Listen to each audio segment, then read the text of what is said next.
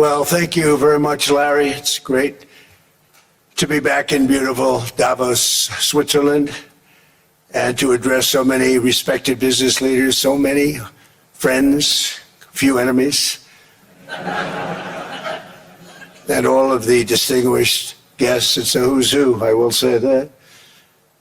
I've come to this year's World Economic Forum with truly phenomenal news from America. Yesterday marked the one-year anniversary of my inauguration, and today, after 12 months back in the White House, our economy is booming, growth is exploding, productivity is surging, investment is soaring, incomes are rising,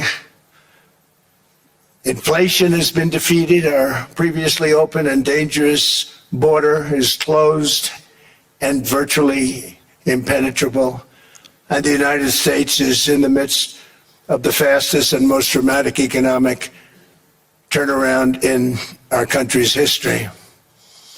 Under the Biden administration, America was plagued by the nightmare of stagflation, meaning low growth, and high inflation, a recipe for misery, failure, and decline. But now, after just 1 year of my policies, we're witnessing the exact opposite: virtually no inflation and extraordinarily high economic growth. Growth like, I believe you'll see very shortly, our country has never seen before, perhaps no country has ever seen before. Over the past 3 months, core inflation has been just 1.6%. Meanwhile, fourth quarter growth is projected to be 5.4%, far greater than anybody other than myself and a few others had predicted. Since the election, the stock market has set 52 all-time high records. So that's in 1 year, 52 records, adding $9 trillion in value to retirement accounts, 401ks, and people's savings. People are doing very well. They're very happy with me. Since my inauguration, we've lifted more than 1.2 million people off of food stamps, and after 4 years in which Biden secured less than $1 trillion of new investment in our country. Think of that, $1 trillion, substantially less than that. In 4 years, we've secured commitments for a record-breaking $18 trillion, and we think when the final numbers come out, they'll be closer to $20 trillion of investment. That's never been done by any country at any time, not even close. Just over 1 year ago, under the radical left Democrats, we were a dead country. Now we are the hottest country anywhere in the world. In fact, the United States economy is on pace to grow at double the rate that was projected by the IMF just last April.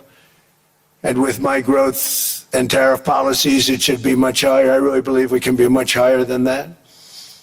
And this is all great news, and it's great for all nations. The USA is the economic engine on the planet, and when America booms, the entire world booms. It's been the history. When it goes bad, it goes bad. You all follow us down, and you follow us up, and we're at a point that I don't believe we've ever been. I never thought we could do it this quickly.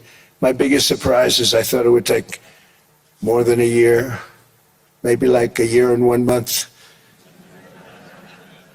But it's happened very quickly. This afternoon, I want to discuss how we have achieved this economic miracle, how we intend to raise living standards for our citizens to levels never seen before, and perhaps how you too and the places where you come from can do much better by following what we're doing, because certain places in Europe are not even recognizable, frankly, anymore. They're not recognizable. And we can argue about it, but there's no argument. Friends come back from different places. I don't want to insult anybody, and say, I don't recognize it. And that's not in a positive way, in a very negative way.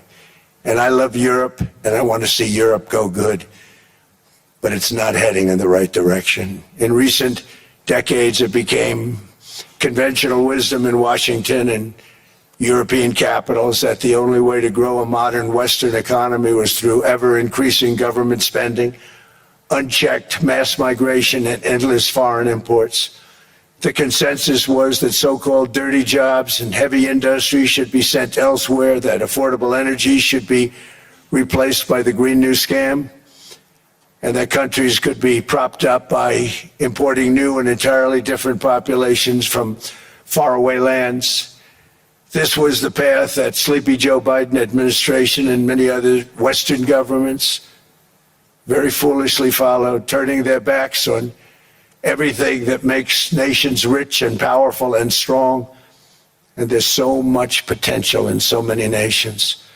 The result was record budget and trade deficits and a growing sovereign deficit driven by the largest wave of mass migration in human history. We've never seen anything like it.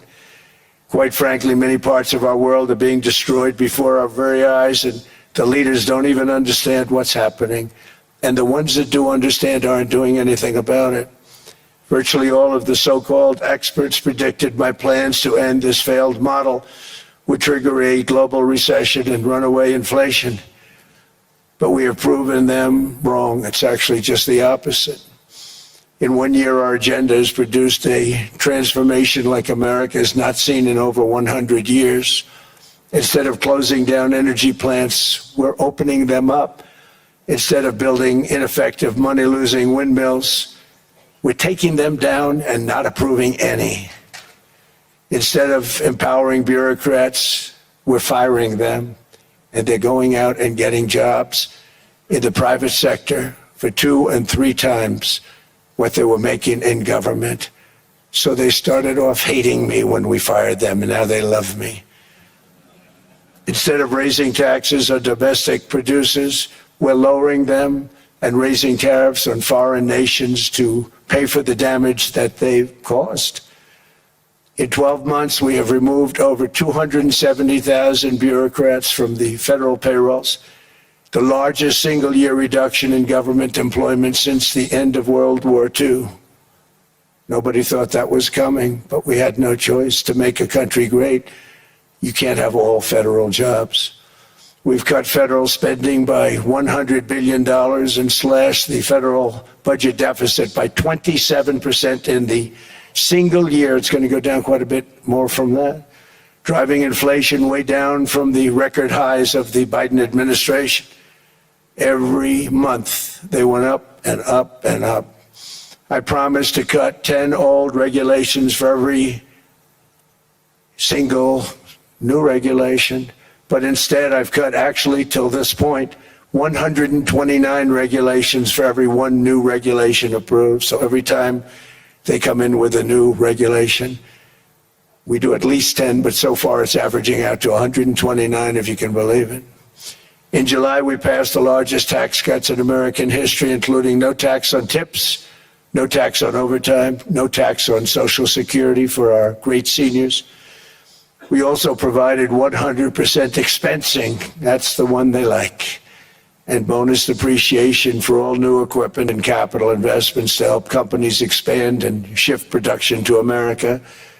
They are so in love with it. They build a plant, they're able to deduct it immediately, the whole thing, rather than waiting 38 to 41 years in the old days. This is a miracle taking place. Nobody thought it would ever be done by any country, but it's done by us. It was what made my first term the most successful 4-year term that we've ever had from a financial standpoint. And now we've upped it. This is a 10-year program, not a 1-year program. But you're allowed to deduct everything in 1 year. It used to be 38 to 41 years. With tariffs, we've radically reduced our ballooning trade deficit, which was the largest in world history. We were losing more than $1 trillion every single year, and it was just wasted. It was going to waste.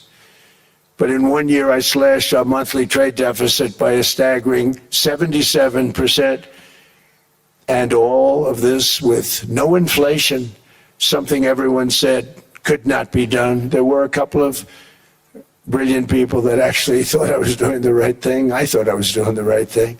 Now they all think I'm doing the right thing because they can't believe the numbers. American exports are now up by more than $150 billion. Domestic steel production is up by 300,000 tons a month, and it's doubling over the next 4 months. It's doubling and tripling, and we have steel plants being built all over the country. Nobody thought they'd see that.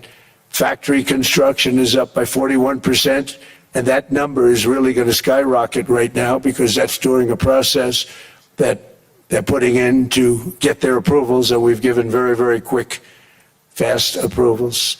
In the process, we've made historic trade deals with partners covering 40% of all U.S. trade. Some of the greatest companies and countries in the world. We have countries as our partner, too. The European nations, Japan, South Korea.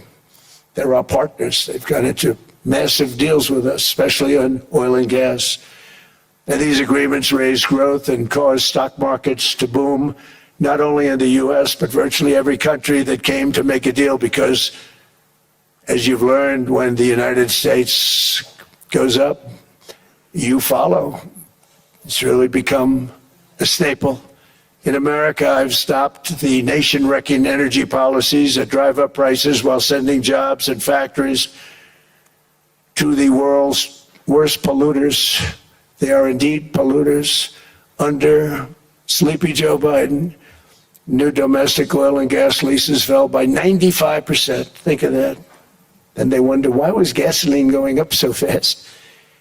The gasoline actually topped $5 a gallon, and some places $7 a gallon, and more than 100 major power plants were violently shut down by incompetent people that had no idea what the hell they were doing.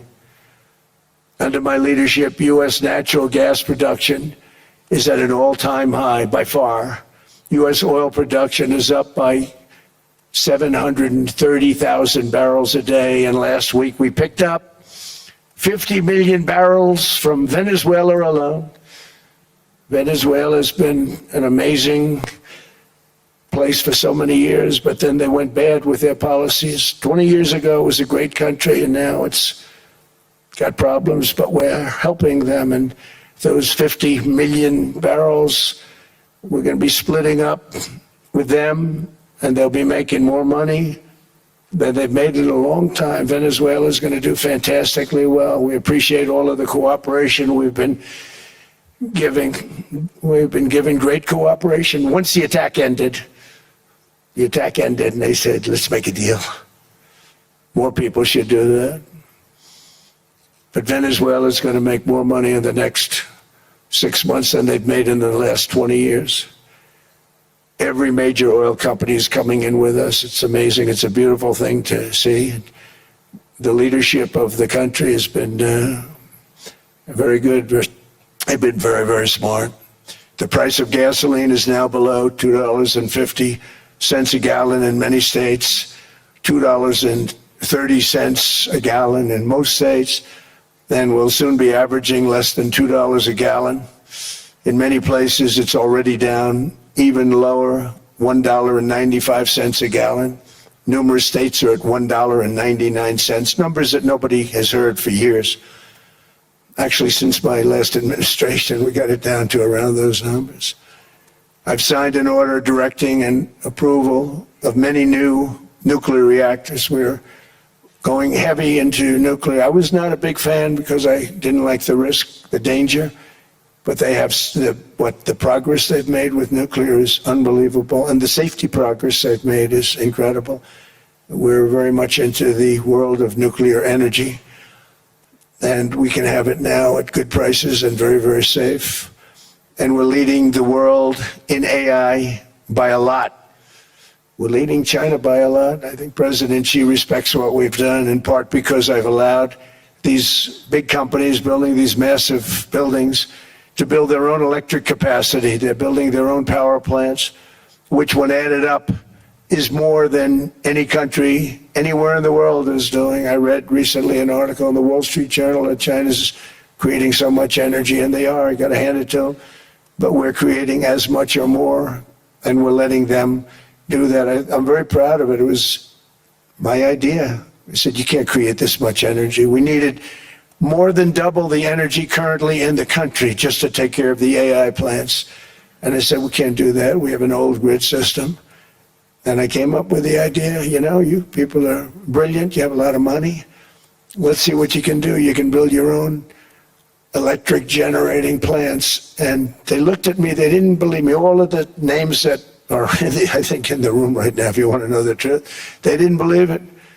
And I said, no, you can't. They came back 2 weeks and they didn't have the plant. They said, we thought you were kidding.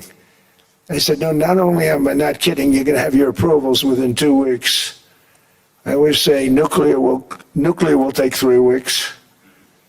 But most aren't going that. They're going oil and gas. They're even going coal in some cases. Because of my landslide election victory, the United States avoided the catastrophic energy collapse which befell every European nation that pursued the Green New Scam, perhaps the greatest hoax in history. The Green New Scam, windmills all over the place, destroy your land, destroy your land. Every time that goes around, you lose $1,000. You're supposed to make money with energy, not lose money. Here in Europe, we've seen the fate that the radical left tried to impose on America. They tried very hard. Germany now generates 22% less electricity than it did in 2017. And it's not the current chancellor's fault. He's solving the problem. He's going to do a great job. But what they did before he got there, I guess that's why he got there. And electricity prices are 64% higher. The United Kingdom produces just 1/3 of the total energy from all sources that it did in 1999. Think of that, 1/3. And they're sitting on top of the North Sea, one of the greatest reserves anywhere in the world, but they don't use it. And that's one reason why their energy has reached catastrophically low levels with equally high prices. High prices, very low levels. Think of that, 1/3.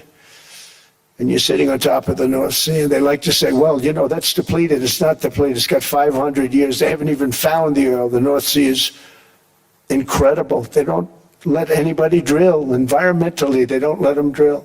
They make it impossible for the oil companies to go. They take 92% of the revenues. So the oil companies say, we can't do it. They came to see me. Is there anything you can do? I want Europe to do great. I want UK to do great. Sitting on one of the greatest energy sources in the world, and they don't use it. In fact, their electricity prices have soared 139%. There are windmills all over Europe. There are windmills all over the place, and they are losers. One thing I've noticed is that the more windmills a country has, the more money that country loses and the worse that country is doing. China makes almost all of the windmills, and yet I haven't been able to find any wind farms in China. Did you ever think of that? It's a good way of looking at it. They're smart. China's very smart. They make them, they sell them for a fortune. They sell them to the stupid people that buy them, but they don't use them themselves. They put up a couple of big wind farms, but they don't use them. They just put them up to show people what they could look like. They don't spin. They don't do anything. They use a thing called coal, mostly. But China goes with the coal. They go with oil and gas. They're starting to look at nuclear a little bit. And they're doing just fine. They make a fortune selling the windmills, though. And I think really that's one that they wouldn't be surprised if it stopped. They are shocked that it continues to go. They're very friendly with me. They're shocked that people continue to buy those damn things. They killed the birds. They ruin your landscapes. Other than that, I think they're fabulous, by the way. Stupid people buy them.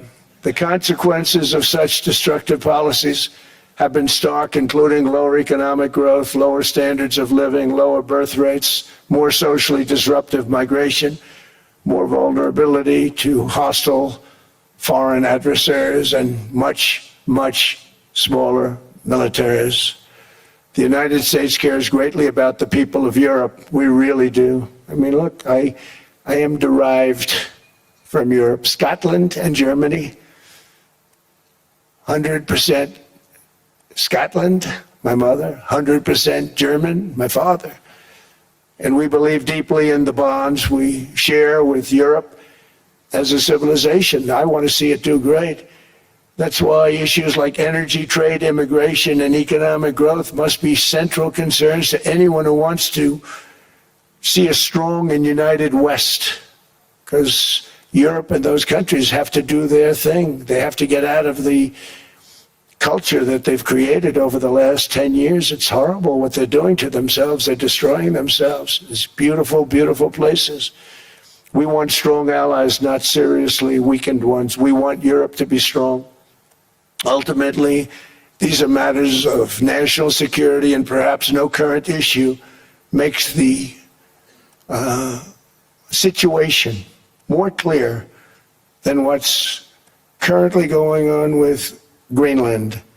Would you like me to say a few words of Greenland? I was going to leave it out of the speech, but I think I would have been reviewed very negatively.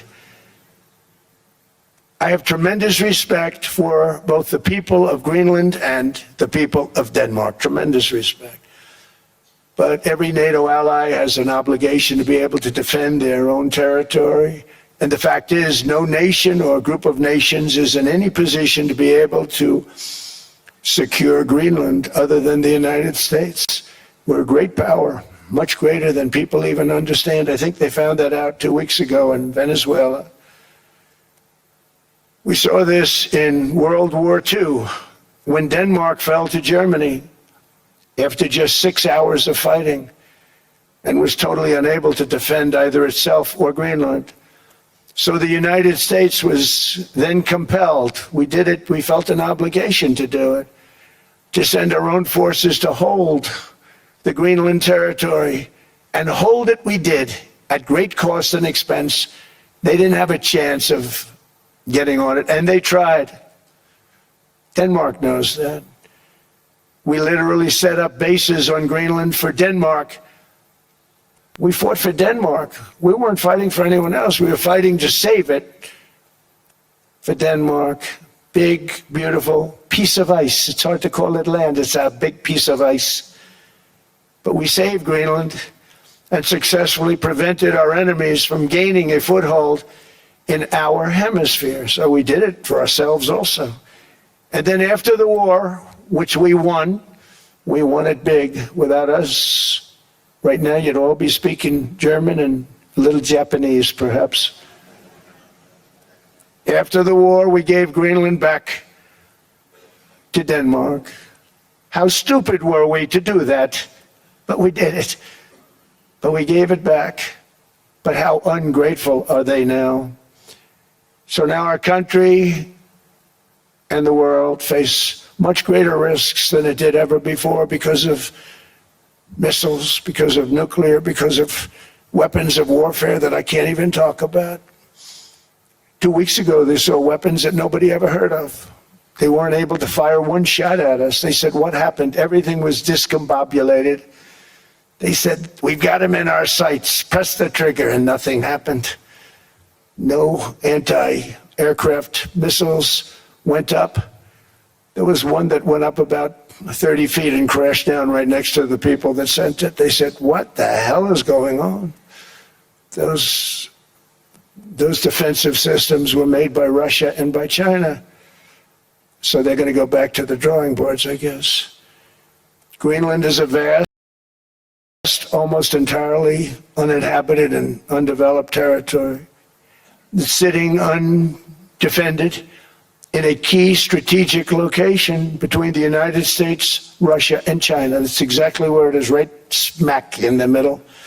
Wasn't important nearly when we gave it back. When we gave it back, it wasn't the same as it is now. It's not important for any other reason, everyone talks about the minerals. There's so many places. There's no rare earth, no such thing as rare earth. There's rare processing, but there's so much rare earth.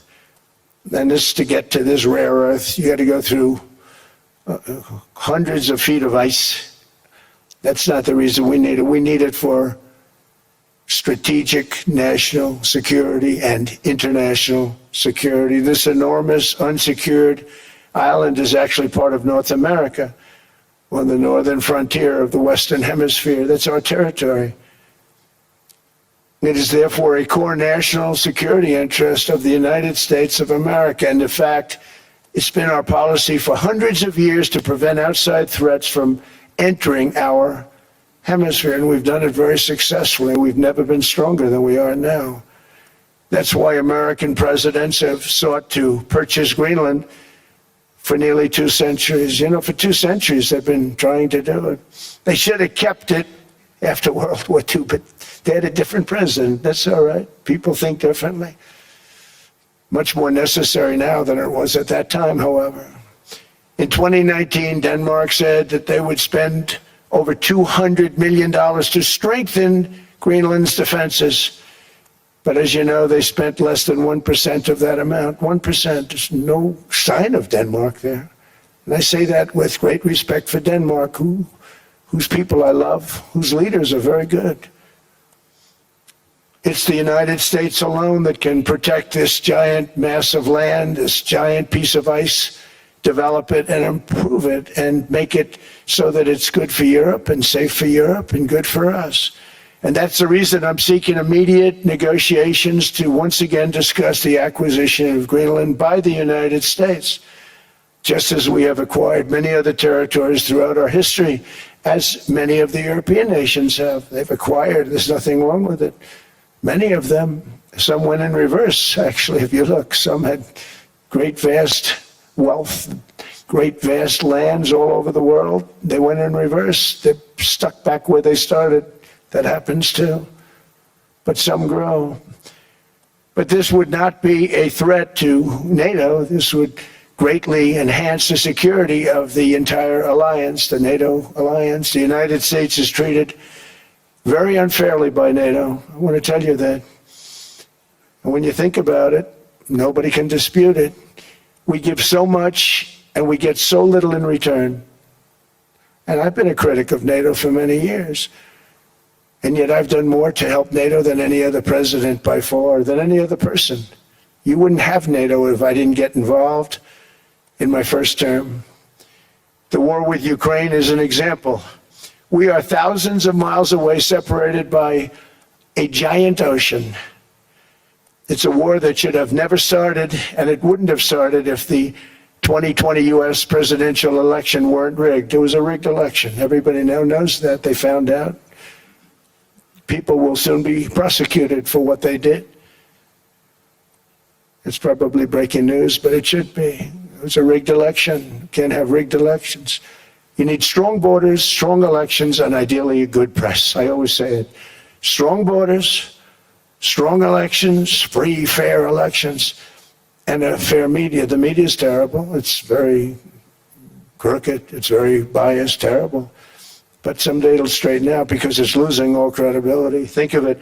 When I went in a landslide, a giant landslide, won all 7 swing states, won the popular vote, won everything, and I only get negative press. That means that it has no credibility. And if they're going to get credibility, they're going to have to be fair. So you need a fair press. But you also need those other elements. And I inherited a terrible, terrible situation. If you look, the border was open. The inflation was raging. Everything was bad with the United States when I came into office. But I also inherited a mess with Ukraine and Russia, something that would have never happened. And I know Putin very well. He and I would discuss Ukraine. It was the apple of his eye, but he wasn't going to do anything. I said, Vladimir, you're not doing it. He would never have done it. It was terrible what happened. I could see it happening, too. After I left, I could see it happening. Biden had given Ukraine and NATO $350 billion, a staggering sum, $350 billion. I came in, and just like the southern border, just like inflation, just like our economy, I said, wow, this place is in trouble, meaning our country. All of these things were out of control. But the border was out of control. We fixed it with the strongest border anywhere in the world. And I've now been working on this war for 1 year, during which time I settled 8 other wars. India, Pakistan, I settled other wars that were Vladimir Putin called me, Armenia, Azerbaijan, He said, I can't believe you settled that one. They were going on for 35 years. I settled it in one day. And President Putin called me. He said, you know, I can't believe I've worked on that war for 10 years trying to settle it. I couldn't do it. I said, do me a favor, focus on settling your war. Don't worry about that one. What does the United States get out of all of this work, all of this money, other than death, destruction, and massive amounts of cash going to people who don't appreciate what we do? They don't appreciate what we do. I'm talking about NATO, I'm talking about Europe. They have to work on Ukraine. We don't. The United States is very far away. We have a big, beautiful ocean separating us. We have nothing to do with it. Until I came along, NATO was only supposed to pay 2% of GDP. But they weren't paying, most of the countries weren't paying anything. The United States was paying for virtually 100% of NATO. And I got that stopped. I said, that's not fair.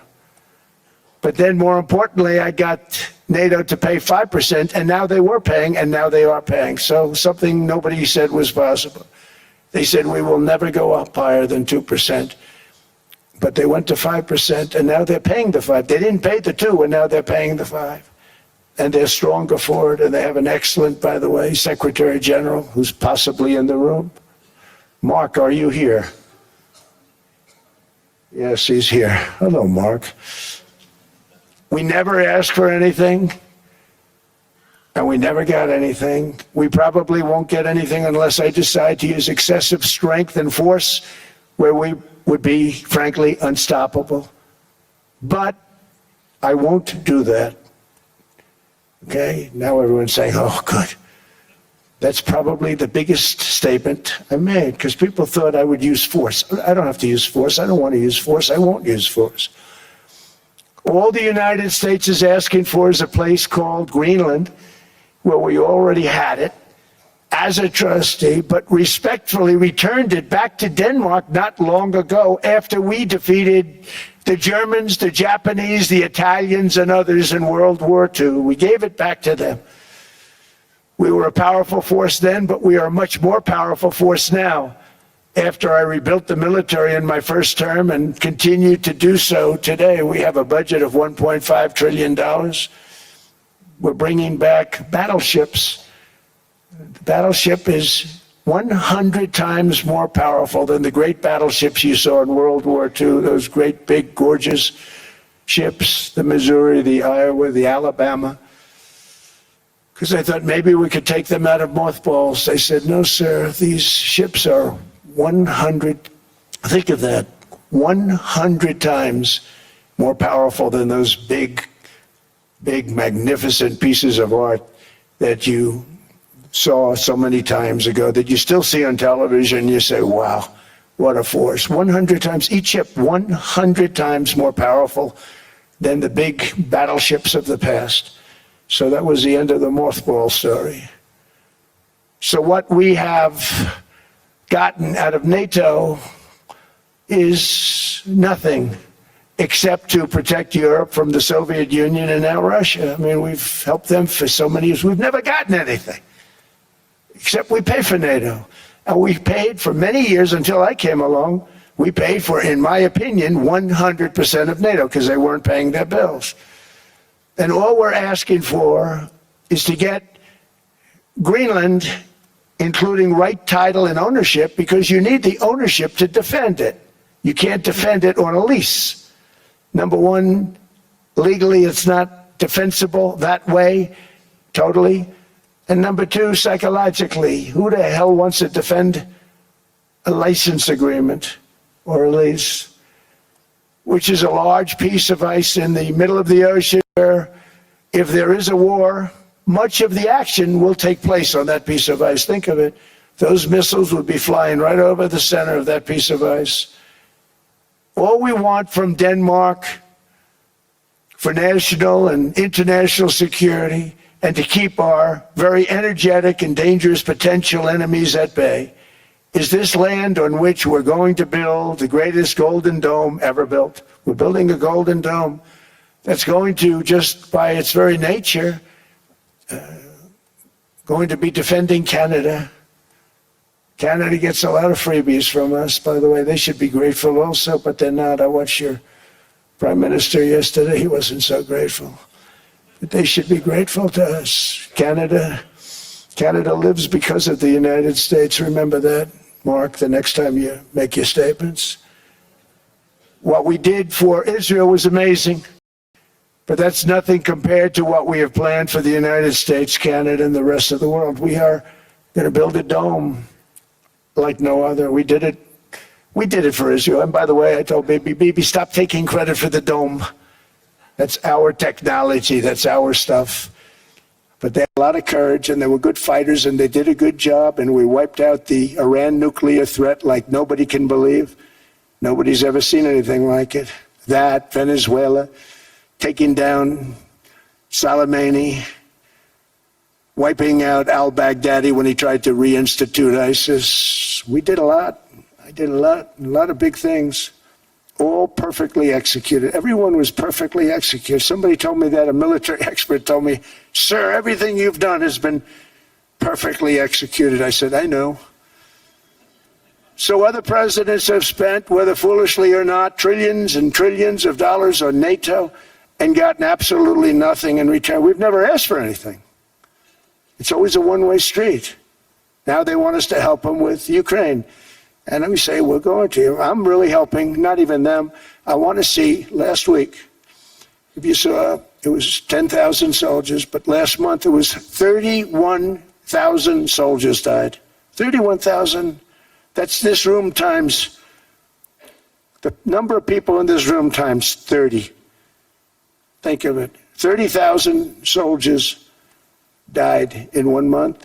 The month before it was 27,000. The month before that it was 28,000. The month before that it was 25,000. It's a bloodbath over there. And that's what I want to stop. It doesn't help the United States, but these are souls. These are young people. Look like you, look like some of you right in the front row. They go to war. Their parents are so proud. Oh, there he goes, comes back. 2 weeks later, they get a call, your son's head's been blown off. I want to stop it. It's a horrible war. It's the worst since World War II. They keep going, they'll exceed World War II. The numbers are staggering, how many people they've lost. They don't want to talk about it. Ukraine and Russia lost just tremendous amounts. And I'm dealing with President Putin, and he wants to make a deal, I believe. I'm dealing with President Zelensky, and I think he wants to make a deal. I'm meeting him today. He might be in the audience right now. But they got to get that war stopped because too many people are dying, needlessly dying. Too many souls are being lost. It's the only reason I'm interested in doing it. But in doing it, I'm helping Europe, I'm helping NATO, and I've until the last few days when I told them about Iceland, they loved me. They called me daddy, right, last time. A very smart man said, he's our daddy. He's running it. I was like running it. I went from running it to being a terrible human being. But now what I'm asking for is a piece of ice, cold and poorly located, that can play a vital role in world peace and world protection. It's a very small ask compared to what we have given them for many, many decades. But the problem with NATO is that we'll be there for them 100%. But I'm not sure that they'd be there for us. If we gave them the call, gentlemen, we are being attacked. We're under attack by such and such a nation.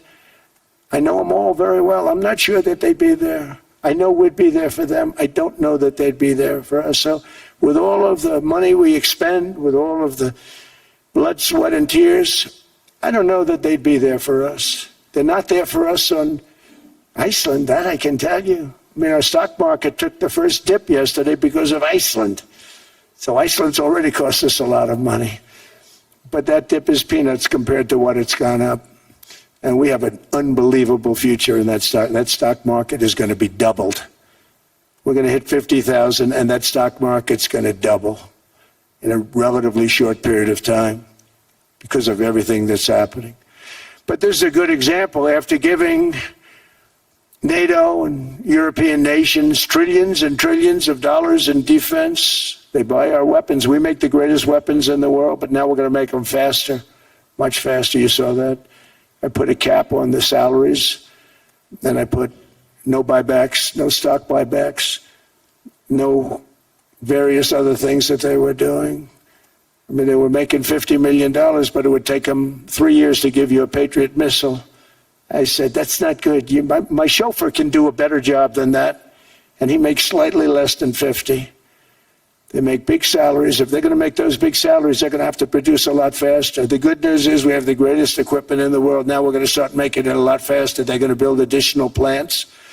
And all of the money that goes into stock buybacks is going to go into building plants. We're not allowing stock buybacks by defense companies any longer. They're going to build new plants to make Tomahawks, Patriots. We have the best equipment. F-35s, F-47, one just coming out. They say it's the most devastating plane, fighter jet ever. Who knows? They called it 47. If I don't like it, I'm going to take the 47 off it. I wonder why they called it 47. We'll have to think about that. But if I don't like it, I'm going to take that 47 off. But it's supposed to be the stage 6. It's supposed to be the first stage 6 plane, undetectable, like our B-2 bombers were undetectable. They flew right over Iran. They were undetectable. And they did their job, and they got the hell out of there. So we want a piece of ice for world protection, and they won't give it. We've never asked for anything else, and we could have kept that piece of land, and we didn't. So they have a choice. You can say yes, and we will be very appreciative, or you can say no, and we will remember. A strong and secure America means a strong NATO, and that's one reason why I'm working every day to ensure our military is very powerful, our borders are very strong, and above all, our economy is strong, because national security requires economic security and economic prosperity, and we have the greatest that we've ever had. Biden and his allies destroyed our economy and gave us perhaps the worst inflation in American history. They say 48 years, I say forever, but I think 48 years is the equivalent to forever. Whether it's 48 years or ever, it's terrible, costing the typical family $33,000. What they did to this country should never, ever be forgotten. It's early, but he has to be rated as the worst president we've ever had by far. The auto pen did much of the damage. The auto pen, he was the auto pen president, because I don't believe a sane president would have ever signed the kind of things that he signed. But now grocery prices, energy prices, airfares, mortgage rates, rent, and car payments are all coming down, and they're coming down fast. We inherited a mess, but we've done a hell of a job in 12 months. Under my most favored nation policy for drug prices, the cost of prescription drugs is coming down by up to 90%, depending on the way you calculate. You could also say 5, 6, 7, 800%. There are two ways of figuring that. But we have a favored nations policy that every president wanted, no president was able to get. I got it, and other nations approved it. And I had to use tariffs in order to get it, because they said, no way. In other words, a pill that costs 10% in London costs $130. Think it costs $10 in London, costs $130 in New York or in Los Angeles. And I'd say, boy, that's bad. Friends of mine would say, you know, we go to London, you can buy the stuff for nothing. We go all over the world, we can buy it for nothing. Because basically America was subsidizing every nation in the world, because presidents allowed them to get away with it. It became very tough. So when I called up Emmanuel Macron, I watched him yesterday with those beautiful sunglasses. What the hell happened? But I watched him sort of be tough. But he was at $10 for a pill. And I said, Emmanuel, and I have all the big pharmaceutical companies are in total agreement. It wasn't easy, by the way. They're tough, smart. They've been getting away with the scam for a long time. But they gave it up. But they said, you'll never get the countries to approve it. I said, why is that? Because they won't. They always said, we're not paying any more. Get the rest for the United States. So over the years, they stayed the same. We just went up, up, up. And I mean, we would pay 13, 14, 15 times more than some certain countries would. So I said, no, they'll approve it 100%. Sir, you'll never get them to approve it. I said, I guarantee you. But I actually started with Emmanuel, who probably is in the room too. And I like him. I actually like him. Hard to believe, isn't it?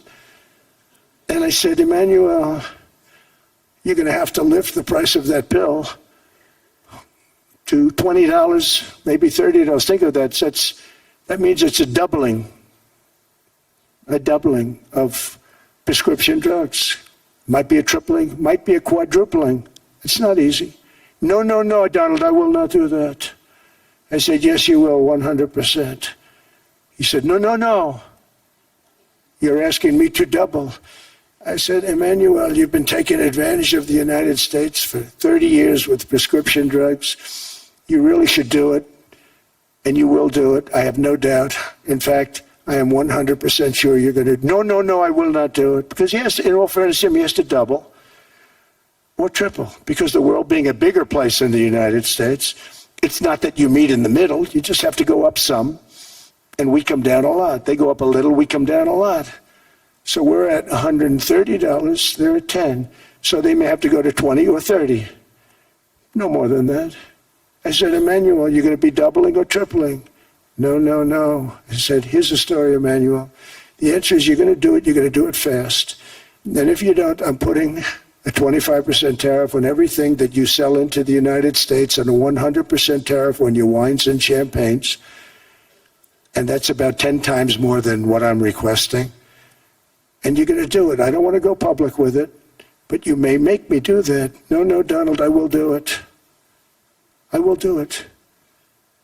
It took me, on average, 3 minutes a country, saying the same thing. You will do it. They all said, no, no, no, I will not do it. You're asking me to double the cost of prescription. I said, that's right, because you've been screwing us for 30 years. And they said, we will not do it. I said, that's all right.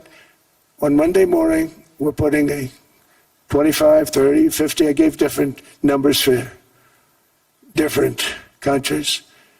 This is also national security we're talking about. Not fair. We're not going to subsidize the whole world. And every one of those countries have agreed to do it. So one of the biggest things that I've done is the fact that we have now most favored nation. We will pay whatever the lowest price is in the entire world. So our drug prices are going to be coming down by staggering 90%. Again, you could say 1,000%, 2,000%. Depends on the way you want to figure it, but we'll go with the way the fake news likes it better because it sounds, can you imagine a 90% reduction sounds much worse. But drug prices are going to be coming down tremendously in all the nations, and I appreciate them doing it, but they did it. In all fairness, without tariffs, I wouldn't have been able to get it done. After declining $3,000 under Biden, real incomes are up in the United States by $2,000, $3,000, and even $5,000 and more. Home ownership has always been a symbol of health and vigor of American society, but that goal fell out of reach for millions and millions of people in the Biden era because interest rates went up so high. Today, I'm taking action to bring back this bedrock of the American dream. In recent years, Wall Street giants and institutional investment firms, many of you are here, many of you are good friends of mine, many of you are supporters. Sorry to do this, Joe, I'm so sorry. But you've driven up housing prices by purchasing hundreds of thousands of single-family homes, and it's been a great investment for them. Often as much as 10% of houses on the market. You know, the crazy thing is a person can't get depreciation on a house, but when a corporation buys it, they get depreciation. Okay, that's something we're going to have to think about too. I don't know if too many people think about that. You buy a corporation, they buy 500 houses, they buy hundreds of thousands, they buy 500 houses, they can take depreciation. A person sweats and works and buys one house they can. But homes are built for people, not for corporations, and America will not become a nation of renters. We're not going to do that. That's why I have signed an executive order banning large institutional investors from buying single-family homes. It's just not fair to the public. They're not able to buy a house. And I'm calling on Congress to pass that ban into permanent law, and I think they will. One of the biggest barriers to saving for a down payment has been surging credit card debt. The profit margin for credit card companies now exceeds 50%, one of the biggest. And they charge Americans interest rates of 28%, 30%, 31%, 32%. Whatever happened to usury? So to help our citizens recover from the Biden disaster, all caused by this horrible president, just horrible president, I'm asking Congress to cap credit card interest rates at 10% for 1 year.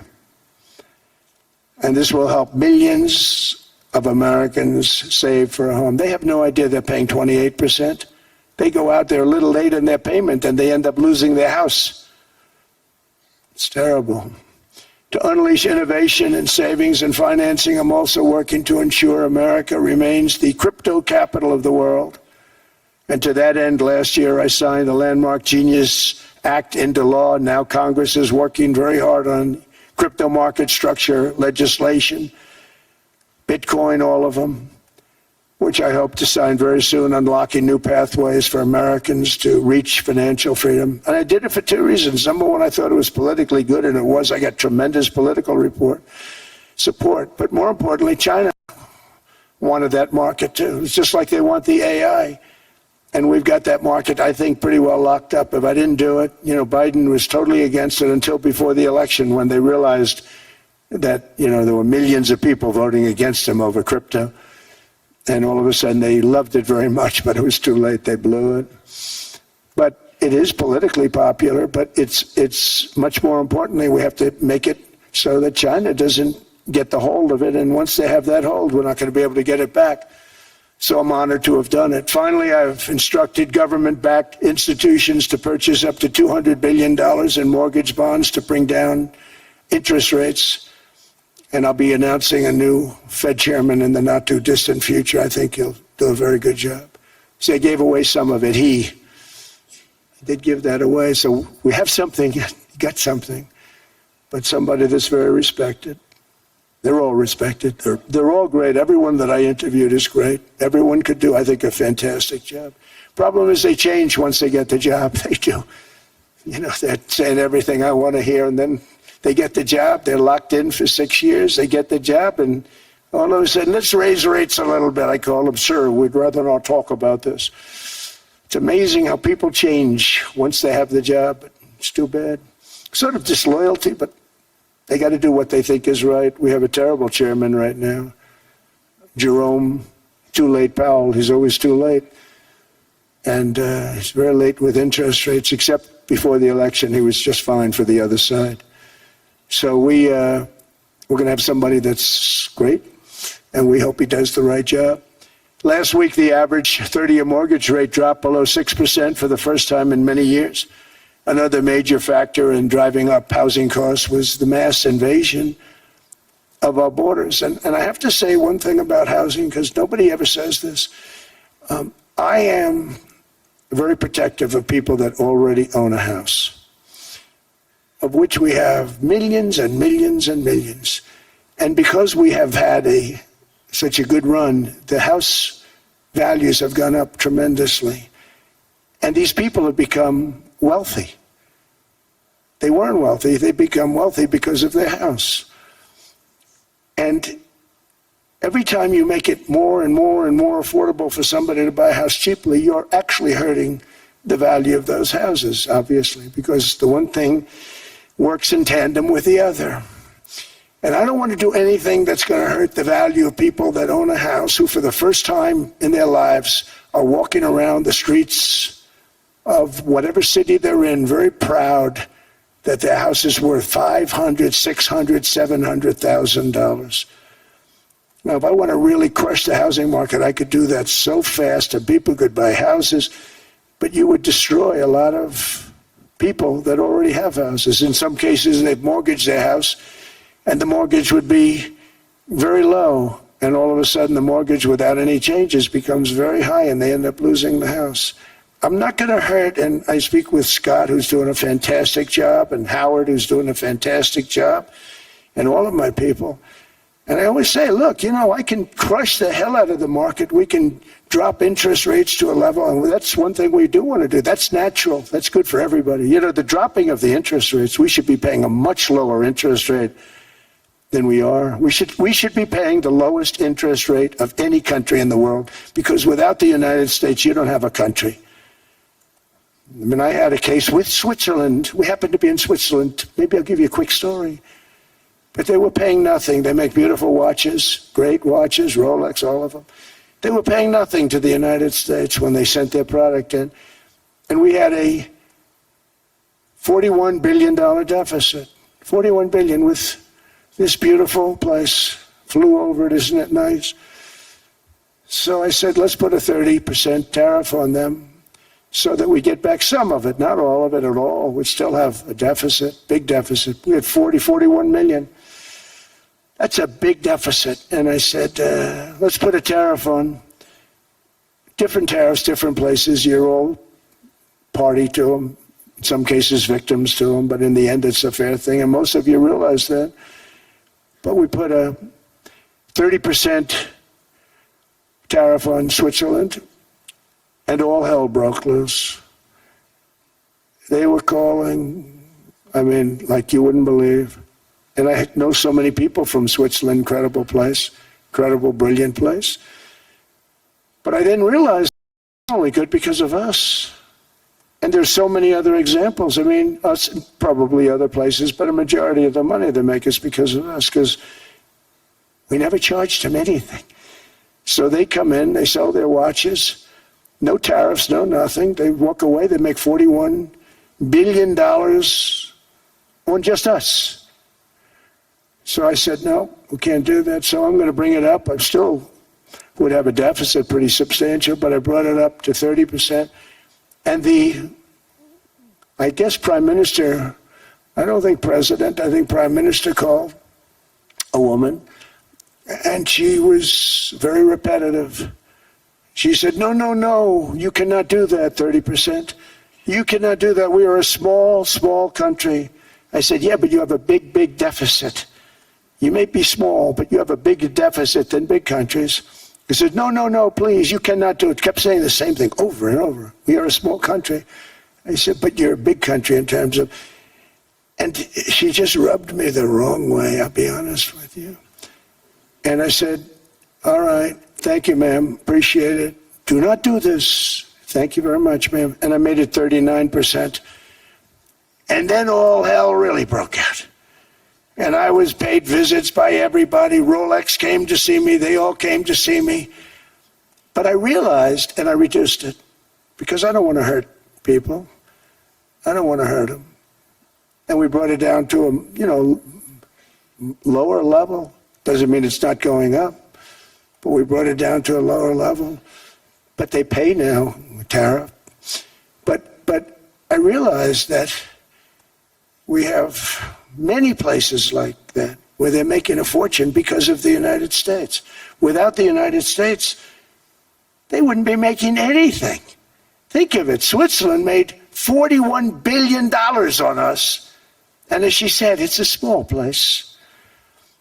And I realized with that, I don't know, it was so, because she was so aggressive. And I realized in that conversation that the United States is keeping the whole world afloat. Many places, I could give you 6, 7 places just in the people in this little area. I know every one of them. They're looking down. They don't want to see me, and they don't want to stare me in the eyes. But they're taking advantage of, everybody took advantage of the United States. But I've been very fair, and I gave them a tariff, and it was fine. But I realized that without us, it's not Switzerland anymore. Without us, it's not any of the countries that are represented here.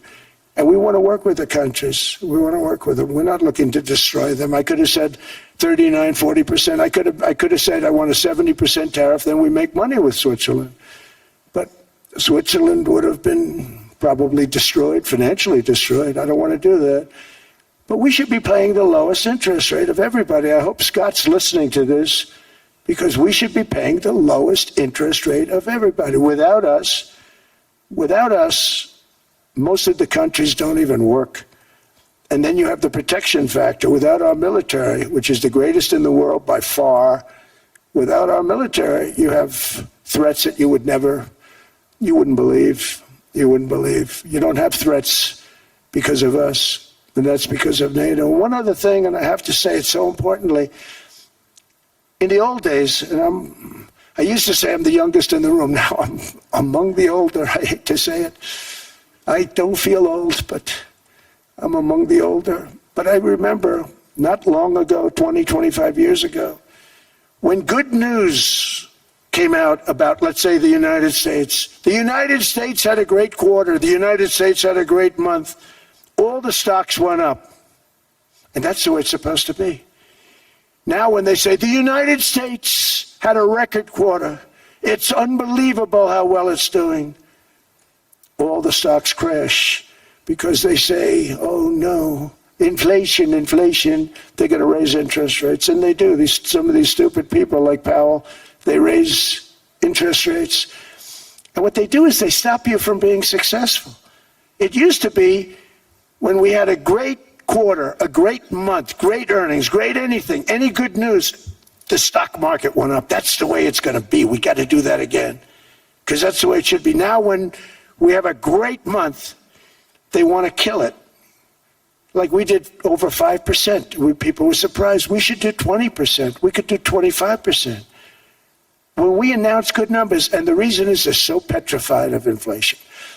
And growth doesn't mean inflation. We've had tremendous growth with very low inflation. In fact, growth can fight inflation, proper growth. So we want to get back to the days when we announce great numbers, because we're going to be announcing phenomenal. You know, all these factories that are being built at record, thousands of businesses are being built right now. Remember, $18 trillion is invested. I think the second number is 3, and that was China many years ago. Investments in the country from outside. 18 trillion, nobody's ever seen. And that's money coming in and building things, factories. Thousands of businesses are being built, thousands. Hundreds of big factories, car plants are moving back to the United States. They're coming in from Canada, they're coming in from Mexico, from Japan. Japan's coming in and building plants here in order to avoid tariffs. They're coming in from China, they're coming in from all over the world. We have more plants being built now, car plants, than we've ever had built, even in the heyday from the 1940s and 50s. And they're bigger. They don't use renovations anymore where they take an old plant, they rip it down, they build a brand new plant, super modern plant. But it's happening at levels that nobody's ever seen. In 2024, the U.S. built less than 2 million new homes, but Biden admitted more than 8 million new migrants. And those days are over. In 2025, for the first time in 50 years, the United States had reverse migration. Boy, that was nice. And these were criminals that were being taken out of our country because they allowed people to come into our country from jails, from gangs, drug dealers, murderers. 11,888 murderers. We've gotten most of them out. And then ICE gets beat up by stupid people from leadership in Minnesota. We actually are helping Minnesota so much, but they don't appreciate it. Most places do. You know, Washington, D.C. is the safest place now in the United States. It was a very dangerous place to walk, and now you can walk with your wife, your kids, right through the middle of the city. Right now, Washington, D.C. is as safe as it gets. It was one of the most unsafe. I had to admit, we sent in the military, the National Guard. Within 2 months, it was great. Within 3 months, it's like a really great place and a safe place and a beautiful place. It's even been cleaned up. The graffiti's gone. The fences are gone. We don't have to worry about fences anymore. All of the places, the grasses are cut. and replaced with new grass in many cases. It's all going to happen in the spring. But Washington and D.C. is beautiful again, and it's safe. New restaurants are opening up. They were all closing. Now you can't get into a restaurant. Restaurants in Washington, D.C. are all opening. Memphis also, Memphis, Tennessee, New Orleans, Louisiana. We're there for 3 weeks. We've cut the crime down by 64%. Within another month, we'll have virtually no crime there. We can do that all over. We're going to help the people in California. We want to have no crime. I know Gavin was here. I used to get along so great with Gavin when I was president. Gavin's a good guy. And we're going to, if he needed it, I would do it in a heartbeat. I'd love to see. We did help them a lot in Los Angeles, a lot with the early in my term when they had some problems. But we would love to do it. I will say this, if I were a Democrat governor or whatever, I would call up Trump. I'd say, come on in, make us look good. Because we're cutting crime down to nothing. And we're taking people out, career criminals, who are only going to do bad things, and we're bringing them back to their countries. But where we've done it, it's been amazing. And we have a capacity to do it at much greater levels. We're cutting illegal aliens off welfare and other government benefits, and I have directed that starting immediately, there will be no more payments to sanctuary cities because they are really just sanctuaries for criminals. They're really protecting criminals, and those are the ones we have to get out of the country. Murderers, drug dealers, the mentally insane. They emptied their mental institutions into the United States. And despite that, we have the lowest crime numbers that we've ever had in the history of the country. Just came out. But equally importantly, we're cracking down on more than $19 billion in fraud that was stolen by Somalian bandits. Can you believe that Somalia, they turned out to be higher IQ than we thought? I always say these are low IQ people. How did they go into Minnesota and steal all that money? And we have, they're pirates, they're good pirates, right? But we shoot them out of the water just like we shoot the drug boats out. They're not pirating too many boats lately, do you notice? When they go out into those boats, they want to take over $1.5 billion tanker loaded up with oil, and they say, we're going to blow up your boat. They have powerful weapons. You hit the side of the boat, you blow the whole thing up. The insurance companies are petrified, so they say, just give them the boat, we'll give them money instead. And I don't do that. We blow them right the hell out of the water. We see them going out, we blow them out of the water. We don't have any pirates so much anymore. If we do, they won't be there long. We've cut down with the hitting of the boats that are loaded up with drugs, including submarines. Can you believe they actually buy small, they call mini subs, very fast. They're meant for drugs. We've knocked out 2 of them. The Democrats say they were fishing. You have ruined somebody's fishing weekend. I would say a submarine is not a fishing boat. You don't fish. But we've knocked down drugs by water, the oceans, the sea, by 97.2%. Think of that. And I actually say, who the hell are the 3%? Because I would not want to be piloting one of those boats. We knocked them down, and now we're going to start on land. We're going to knock it all out.